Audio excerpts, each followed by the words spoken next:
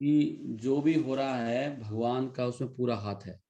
लेकिन समस्या इसमें एक प्रश्न आ जाता है कि अलग अलग क्यों हो रहा है। जीवों की पुरानी इच्छाएं हैं, प्रेरणा ही भगवान देते हैं, ये बात भी आ जाएगी।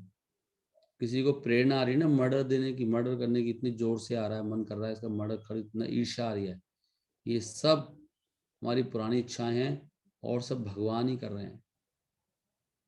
बहुत महत्वपूर्ण बात है।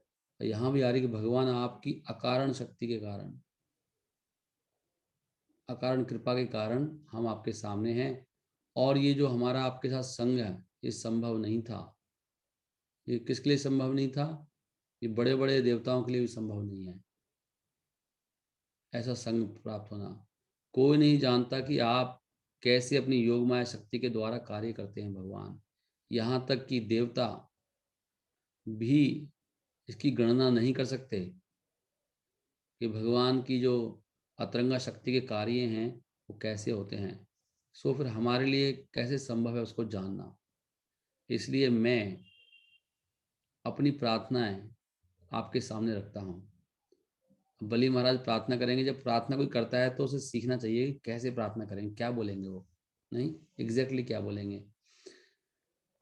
कहते हैं कि आप मेरे पर कृपा करिए। किस पर कृपा कर दिए? क्योंकि मैं आपके शरणागत हूँ, और मुझे फेवर करिए आप अपनी अकारण कृपा के कारण, कृपा के द्वारा, कि मैं आपके चरण कमलों को याद रख सकूं हर जन्म में। बहुत सुंदर प्रार्थना है। ये मांगना चाहिए भगवान से, भगवान मैं आपके चरण कमलों को कभी भूलूं नहीं। मेरा एक ही उद्देश्य है कि मैं परमहंसों के तरह बिल्कुल अकेला रह सकता हूँ, कि जैसे मैं रहूं और जैसे कि परमहंस होते हैं वो हमेशा अकेले विचरण करते हैं। ये आनंद स्वरूप ने माता जी आपको वीडियो खुलाया, बट पता नहीं आपका वीडियो तो अब कहाँ है, क्या हो रहा है, स्टॉप भी नहीं होता आपका वीडियो। ओके। मेरा एक ही उद्देश्य है, मैं परमहंसों की तरह मैं भी अकेला विचरण करूं, और हमेशा परम in great peace of mind मेरा मन हमेशा शांत रहे, और मैं केवल आपकी ही चरणों पर आश्रित रहूं। और मैं ये भी इच्छा रखता हूं कि अगर मुझे किसी का संग करना पड़े तो मैं केवल आपके शुद्ध भक्तों का संग करूं, और कोई भी और किसी और का संग ना करूं, क्योंकि आपके शुद्ध भक्त वो हमेशा सभी जीवों के परम शुभ चिंतक होते हैं। बहुत सुंदर प्रार्थना है, नहीं? ऐसी प्रार्थना करनी चाहिए भगवान से, भगवान ये चाहिए मुझे, मैं आपके चरण कमलों को कभी भूलूं नहीं और हमेशा अकेला रहूं। अगर मुझे संग करना ही पड़े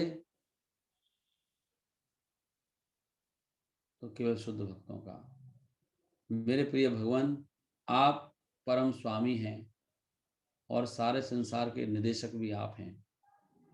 कृपया, यहाँ से पढ़ रहा हूँ एक्चुअली, अब देख पा रहे होंगे, इनका इनको पढ़ने का एक बहुत बड़ा फल है। ऐसे ही जीवन में व्यक्ति कहाँ से कहाँ पहुंच जाता है भगवान की केवल लीलाएं सुनने से।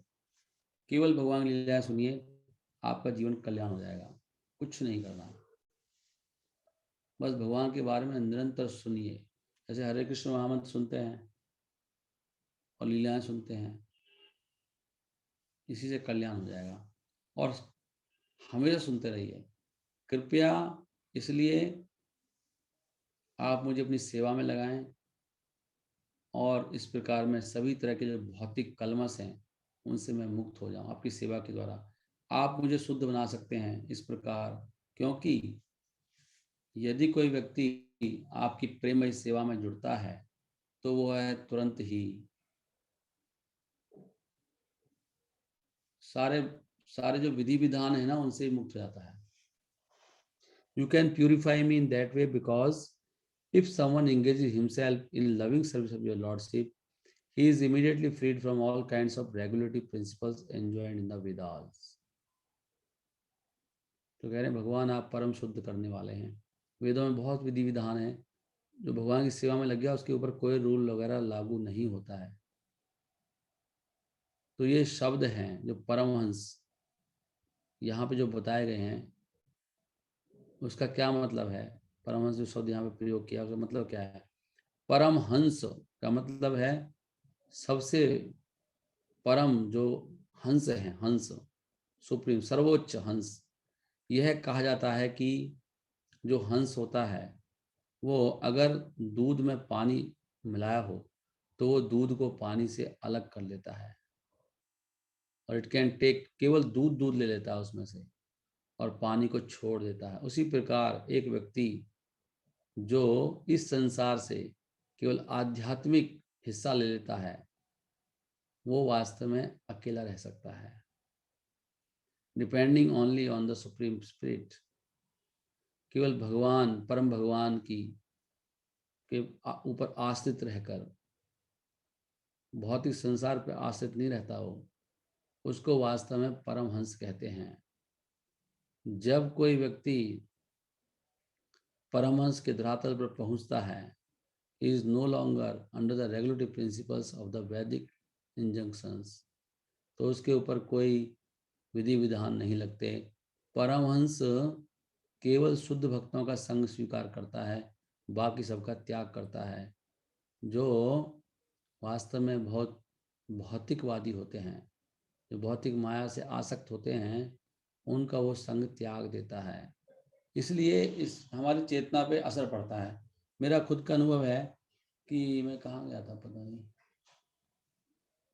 मेरा आवाज, अगर आप भौतिक लोगों का संग करते हो, आप कितने भी एक्सपर्ट हो, तो उसका असर पड़ता है। आप किसी विवाह में चले जाओ, आप उनके बारे में सोचने लग जाओगे कि एक दो दिन तक उनके बारे में सोचोगे, वहाँ ये हो रहा था, वो हो रहा था, उनके बारे में विचार आएगा आपको। जैसे लोगों में रहोगे, हाँ मैं वहाँ गया था, यस। उस दिन गौशाला में बहुत सारे लोग आए थे, काफ़ी काफ़ी भौतिक लोग। तो माइंड डिस्टर्ब होता है भौतिक लोगों के संग से। जैसा व्यक्ति होगा ना, आप कुछ भी कर लो, चाहे उसकी चेतना का असर आपको चेतना में पड़ेगा ही पड़ेगा। जैसे वो उसकी सोच है ना, आपको प्रॉब्लम होगी उसकी सोच से, क्योंकि हम परमहंस तो है नहीं हम लोग। वो तो परमहंस भी संग नहीं करता है, तो हमारे तो क्या बात है। हमें तो करना ही नहीं चाहिए संग।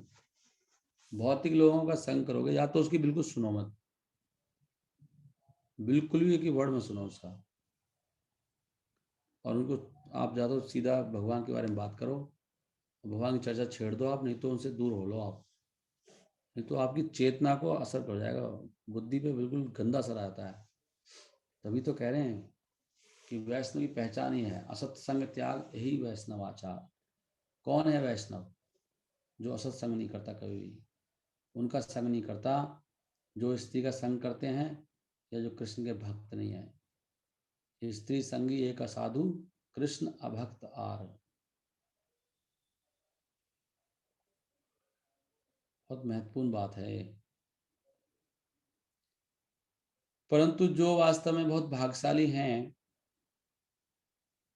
और आध्यात्मिक रूप से बहुत उन्नत हैं, वो परमहंसों का आश्रय स्वीकार करते हैं और जीवन के उद्देश्य को सफलतापूर्वक प्राप्त कर लेते हैं। जब भगवान ने बलि महाराज की प्रार्थनाएं सुनी तो भगवान ने ऐसे कहा, भगवान ने कहा, मेरे प्रिय राजन, असुरों के राज, हे असुरों के राजा, स्वाम्भु मनु के युग में, स्वाम्भु मनु के युग में जो प्रजापति थे मरीचि, उनके 6 पुत्र थे मरीचि के।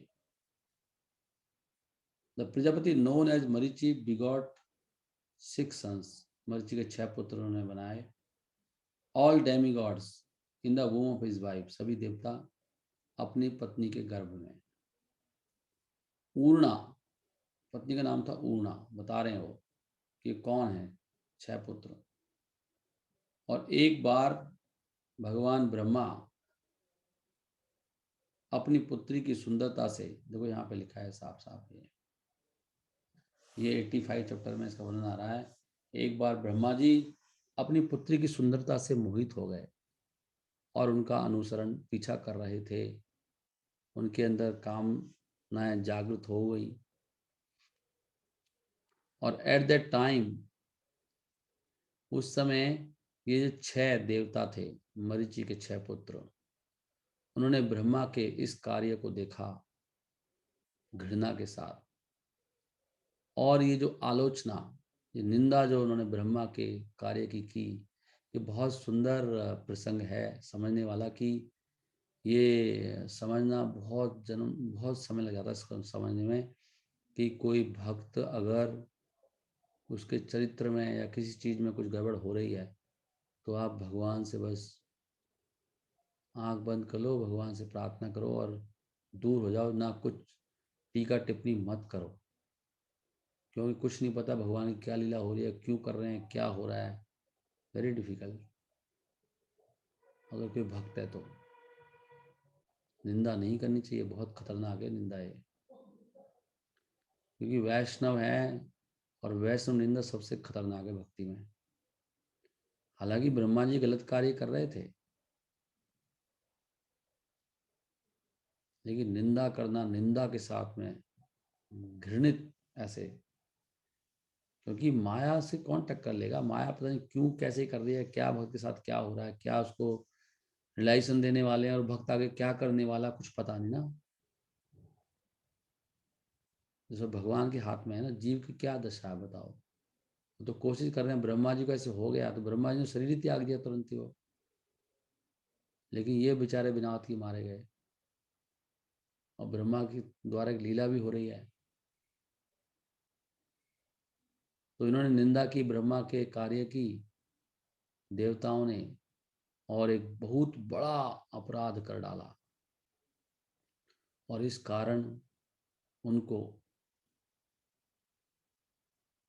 As a sons of demon Hiranyakashipu, for this reason they were condemned to take birth as a sons of demon Hiranyakashipu. उसके कारण उनको शाप मिला कि वो असुर हिरण्यकशिपु के 6 पुत्रों के रूप में जन्म लेंगे।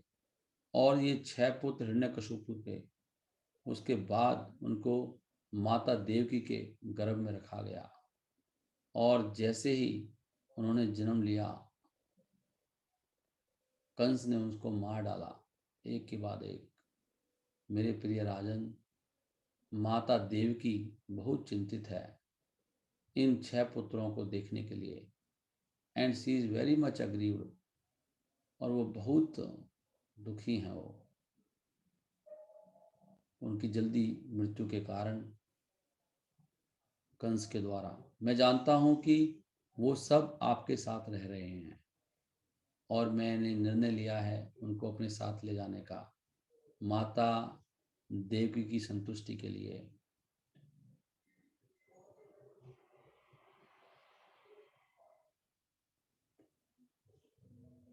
तो वो मेरी माता को देखने के बाद ये जो 6 पुत्र हैं, ये जो बद्ध आत्मा हैं, ये सब मुक्त हो जाएंगी। और इस प्रकार एक बहुत महान सुख में वो अपने असली लोक में चले जाएंगे। तो इन 6 जो बद्ध आत्माएं हैं, इनके नाम ऐसे हैं: सिमर, उद्दिग्धा, परिस्वंगा, पतंगा, क्षुद्राभृत एंड घृणी। और वे द्वारा से अपने वो देवता का जो स्वरूप था वहीं पर प्राप्त कर लेंगे वो इस स्थिति को। अब देख रहे हैं कितनी ये हालांकि ब्रह्मा जी, मतलब जैसे कोई वैष्णव है, उसके चरित्र में कोई प्रॉब्लम हो गई, मतलब कुछ हो भी गया मान लेते हैं, तो आप उनकी निंदा मत करो। नहीं, वो माया के बहुत प्रलोभन है। वो खाली ये देखो कि वो भक्ति कर रहे हैं, माला कर रहे हैं, साधना कर रहे हैं। अब किसी का कोई एक्सीडेंट हो जाए, माया जगत है ये, कुछ भी हो सकता है। उसको साधु ही मानना चाहिए। जो भक्ति में लगा है ना डे एंड नाइट, उसको साधु मानना चाहिए, ये पॉइंट है बस। और पता नहीं आगे वो कितने बड़े भक्त बन जाएं, और क्या उनको कितनी बड़ी प्रेरणा समझ में आ जाए। भगवान कई बार भक्तों को अनुभव देने के लिए कोई गहरी रियलाइजेशन, उसको घमंड। प्रभु जी आवाज कम हो गई, प्रभु जी बहुत दिखाई। औरों को भी आवाज कम आ रही क्या? किसी को भी आवाज नहीं, नहीं आ पूरी रही? क्लियर है, आवाज तो क्लियर है। हाँ तो प्रभु आप दोबारा ज्वाइन कर लो। हरे कृष्ण प्रभु जी, कम आ रही है आवाज। हाँ जिनको पहले से ही आ रही थी, बीच में कम हो हरे गई है। कृष्णा प्रभु जी, कमी है। कमी है। जी प्रभु जी। चलो मैं एक बार दोबारा ज्वाइन करके देखता हूँ। प्रभु जी आप तेज बोलिए थोड़ा। अच्छा ठीक है। हरे कृष्णा, आई कैन स्पीक ना। अभी सबको ठीक आ रही है? ठीक है प्रभु जी। जी प्रभु जी। अच्छा ठीक है। अभी इसमें ये जो चर्चा चल रही है ना, बहुत ही इंपॉर्टेंट चर्चा है, ये सब भक्तों के लिए बहुत महत्वपूर्ण है। मैं बता रहा हूँ, इसको बहुत ध्यान सुनो, क्योंकि हम सब भक्त के सामने चैलेंजेस आते रहेंगे। आप सिद्धांत के बारे में बात कर सकते हैं कि ये सिद्धांत सही है गलत है, लेकिन किसी वैष्णव की आलोचना मत करो बस। जैसे कई बार हम लोग इस्कॉन में भी कई भक्त हैं, कुछ ऐसी चीज मिलेंगी आपको, तो किसी किसी डिवोटी के ऊपर कमेंट मत करो। आप सिद्धांत को बस बोलो, प्रभुपाद जी के अनुसार ये सिद्धांत ऐसे पढ़ा है हमने, बस ऐसा कर सकते हैं आप। बट किसी भी डिवोटी के बारे में, वो बहुत खतरनाक है। पता नहीं, मैं सोचता हूँ कि हमारा जन्म ना हो जाए असुर योनि में कहीं जाके, नहीं कहाँ कहाँ, वी डोंट नो। क्योंकि ये जो बता रहे हैं भगवान खुद ही कह रहे हैं अपने मुख से, तो ये चीजें समझाने के लिए तो बताई गई हैं सारी सारी। आप सत्य भी बोल रहे हो ना, तब भी मारे जाओगे आप। अगर आपने घृणा घृणा अगर आप कहोगे ना किसी से, और घृणित से कह रहे, ऐसे घृणा से कह रहे हो आप, घृणा, अप्रिसिएशन होना चाहिए भक्तों का। अप्रिसिएशन समझते हो आप? मतलब कोई इस्कॉन में जैसे हमारे भक्त हैं, या कहीं भी गौड़िया मठ में कोई है, कुछ कर रहे हैं, मतलब आपको लगा ये क्या कर रहे हैं, ये घृणा मत करो उनसे। मतलब कोई गलती कर रहे हैं, वो कोई सिद्धांत वो कर रहे हैं, तो आपको ये अप्रिसिएशन होना चाहिए उनके लिए कि ये भक्ति कर रहे हैं, माला करते हैं, सेवाएं कर रहे हैं, ये अप्रिसिएशन होना चाहिए हृदय में। हृदय में अप्रिसिएशन होना चाहिए। हो सकता है बाहर से ज्यादा अप्रिशिएट ना करें, क्योंकि फिर लोग फिर उनके पीछे चले जाएंगे, तो दोनों चीज को बैलेंस करना पड़ेगा। बाहर से आप मत करिए इतना, लेकिन हृदय में अप्रिसिएशन जरूर रखिए। हृदय में रखिए भैया, भक्त हैं ये, उनको देख के प्रसन्न भी होना चाहिए। और आप सिद्धांत प्रस्तुत करिए बस। आप उनका इस तरह से उनको प्रमोट मत करिए, प्रमोट नहीं कर रहे हैं हम उनको, लेकिन हृदय में अप्रिसिएशन है और हम सही सिद्धांत बताते हैं, बस ऐसे मैनेज करना होगा। नहीं तो इसमें बड़ा खतरा है, बहुत खतरनाक बात है। कैसे डील करना है, अप्रिसिएशन हृदय में, you we must appreciate devotees, क्योंकि डिवोटीज सेवा करते हैं बड़ी बड़ी, और इससे बहुत खतरनाक है ये। बहुत सुंदर बात आई है आज ना ये। मरीचि के 6 पुत्र पहले हिरण्यकशिप के पुत्र हुए हैं, फिर देवकी के पुत्र हुए हैं। केवल वो हंसे थे और बहुत घृणा उनको लगा, ये ब्रह्मा जी को शर्म नहीं आ रही, क्या कर रहा है ब्रह्मा। इसमें क्या था, ये आँख खुल नहीं रहा है, एग्जैक्टली क्या बोले भगवान। खाली देखा था उन्होंने, बोले भी कुछ नहीं लोग, खाली देखने मात्र से हुआ है। ये 6 देवताओं ने ब्रह्मा के इस कार्य को देखा घृणा से, घृणा से देखने मात्र से हो गया। अब ये बिल्कुल सही है ना, हर्षम वो है ना जो इसमें 6 अपराध बताए गए हैं, निंदती, हंती, वैष्णव की निंदा करना, निंदा सुनना, नहीं वैष्णव को मार देना, डांट देना, या उनको देखकर प्रसन्न नहीं होना। वैष्णव को देख के अवश्य प्रसन्न होना है, कोई भी वैष्णव है चाहे, नहीं तो अपराध लगता है। जो भी भक्त माला करते हैं ना, कोई भक्त जो माला कर रहा है, उसको देख के भी मस्ट गेट प्लीज्ड। हृदय में जरूर होना चाहिए, हृदय में प्रसन्नता आनी चाहिए। अरे एक कितने लोगों से मिलते हैं, आप भी मिलते हैं, लोग ये मानने को तैयार ही नहीं है कृष्ण भगवान है। आज ही मुझे एक व्यक्ति मिला था, उसको मैंने बहुत समझाया, लेकिन उसको बिल्कुल समझ में नहीं आया कि भगवान कृष्ण है। कह रहे मैं शिव जी का भक्त हूँ। तो जिस व्यक्ति को ये अंडरस्टैंडिंग है कृष्ण भगवान है, हरे कृष्ण मंत्र करना चाहिए और कर रहा है, वो कोई नॉर्मल व्यक्ति नहीं है, बहुत बड़ा व्यक्ति है वो। बहुत स्पेशल व्यक्ति है वो, बहुत स्पेशल है वो, यू मस्ट अप्रिशिएट। हृदय में प्रसन्न, एक जैसे हम भी कई बार बोलते हैं भक्तों को, मैं खुद डांटता रहता हूँ, और इसका मतलब ये नहीं है कि हम भक्तों की हृदय में, हम तो उनको और आगे बढ़ाना है, लेकिन हम अंदर से हर एक भक्त से प्रसन्न रहते हैं जो कथाओं में आते हैं, मालाएं करते हैं, एक माला भी करता है, कथा भी हृदय में तो रहता है, आता तो है, लेकिन उसको आगे बढ़ाना है। तो हृदय में नहीं रहना चाहिए, बाहर से तो बहुत कुछ करना पड़ेगा, हृदय में घृणा नहीं आ सकती आपकी,